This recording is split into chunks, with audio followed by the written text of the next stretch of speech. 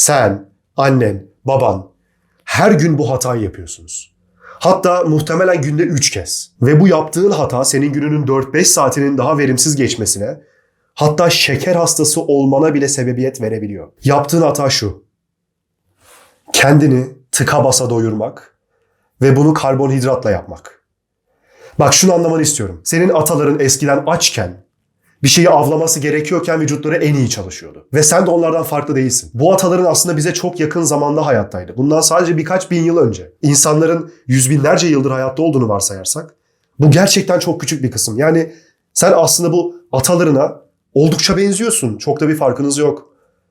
Eskiden bir aslan avlamaları gerektiğinde, hatta aslanı geçelim, bir tavşan avlamaları gerektiğinde, bir tavuk avlamaları gerektiğinde, sence bir insan açken mi daha iyi performans gösterirdi, yoksa tıka basa doluyken mi? Düşünsene, açsın. Bir şey yemezsen öleceksin. Hayati tehliken var. Tabii ki de açken daha iyi performans gösterip o tavuğu en hızlı şekilde avlamaya çalışacaksın. Ama tokken öyle bir derdin yok ki. Zaten rahatsın. Zaten yemeğini yedin. Zaten ekstra iyi bir performans göstermene sebep olması gereken bir durum yok. Hatta bunun çok rahat bir şekilde örneğini de verebilirim. Git bir gün yemek ye. Kendini tıka basa doyur. Yarım saat sonra nasıl hissediyorsun? Daha enerjik misin yoksa daha uykulu musun görürüz. Ya da git kendini full ekmekle, makarnayla, pirinçle doyur. Bakalım nasılsın yarım saat sonra. Bunun aynısını ben yaşadım. Bundan daha 1-2 ay önce, şu anda Eskişehir'de okuyorum, farklı bir şehirdeyim. Ailem yok yanımda ve öğrenciyim. Harçlıkla bir şekilde geçinmeye çalışıyorum. Okul yemekhanesinde de bedavaya ekmek veriyorlar, tamam mı? Yuvarlak ekmek. İllaki biliyorsunuz, paket içinde oluyor. Ben de bunlardan 2-3 tane alıyorum. Sonuçta öğrenciyim, karnımın daha uzun süre tok olması demek, daha az para harcamam demek falan. Ama ben bu yemekleri yerken, ben bu öğle yemeğini her yediğimde yarım saat sonrasında, sadece tramvaydayken bak, yarım saat, çok hızlı, neredeyse uyuyakalıyordum. Daha öğlen, saat 1-2 falan, ama neredeyse tramvayda uyuyakalıyordum. Oturduğum her zaman. Hatta bir kere şunu çok net bir şekilde hatırlıyorum. O kadar fazla uykum gelmişti ki gerçekten gözlerim kapanıyor. Telefondan kitap okumaya çalışıyordum PDF olarak. Ama gözlerim kapanıyor. Bir türlü odaklanamıyordum. Ayağa kalktım. Çünkü gerçekten gidiyorum. Duruyorum. Ve gerçekten neredeyse gideceğim. Uyuyakalacağım. Durağı kaçıracağım. Sırf bu yaşanmasın diye ayağa kalktım. Karbonhidratın ve mideni doldurmanın gücü gerçekten çok yüksek.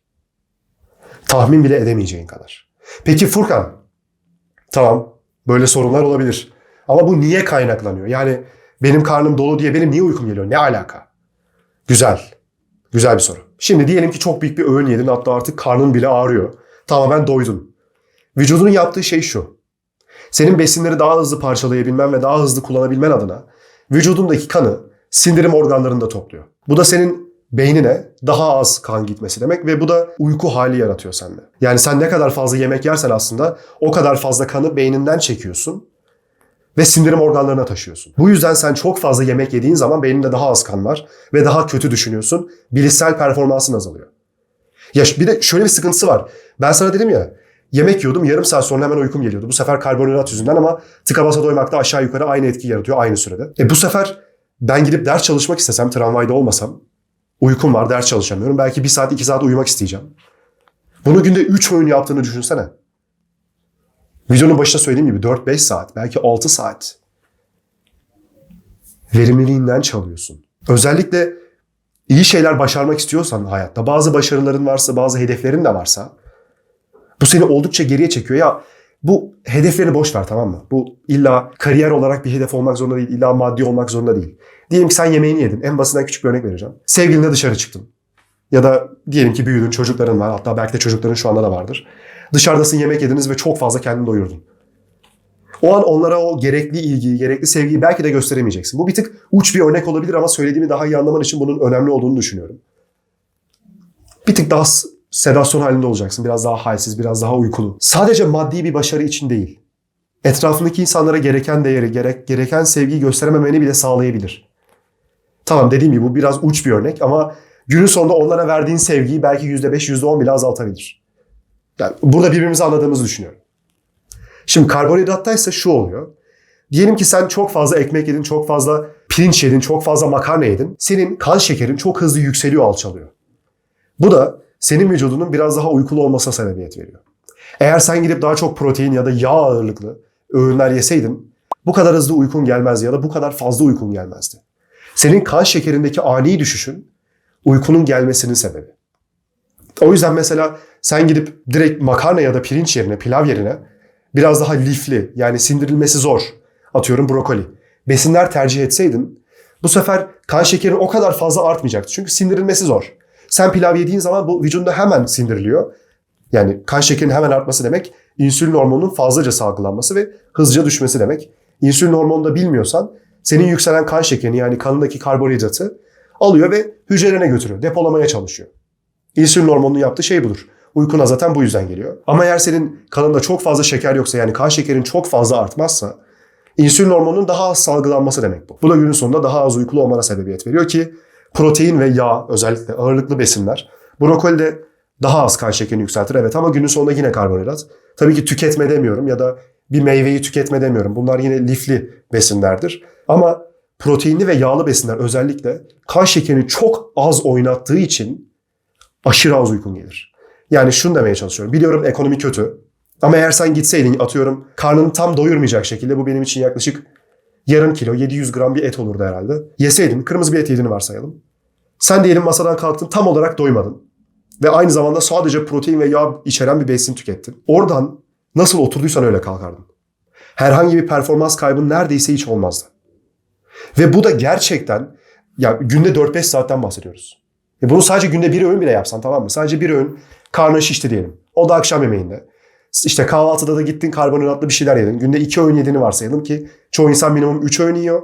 Artı üstüne işte öğlen bir jelibon yiyeyim, bir cips yiyeyim, bir işte kola içeyim. İyice kan şekeri dalgalanmaya devam ediyor. Yine performans düşüşü var. Ama 3 ana öğünden bahsedersek günün sonunda 4-5 saat kaybın oluyor. 3 ana öğün yapmasan bile bir öğünlü karbonhidrat ağırlıklı, bir öğünü de mideni dolduracak şekilde beslensen 3-4 saatin kayıp oluyor. Bunu haftaya ya da yıla vurduğun zaman dehşet bir süre. Senin gibi beslenmeyen birisiyle kapıştığın zaman arada inanılmaz bir verim farkı olur. Sen belki günde 10 saat çalışıyorsun ama o 5 saat çalışmayla aynı şeyi yapacak. Ya da 6 saat. Ya da 7 saat, bilmiyorum. Ben sana git de sadece kırmızı et ye demiyorum. Onu ben de yapamıyorum. Yani, dürüst olmak gerekirse. Ama elinden geldiğince öğünlerine biraz daha protein ve yağ ağırlıklı. Bu ne olabilir?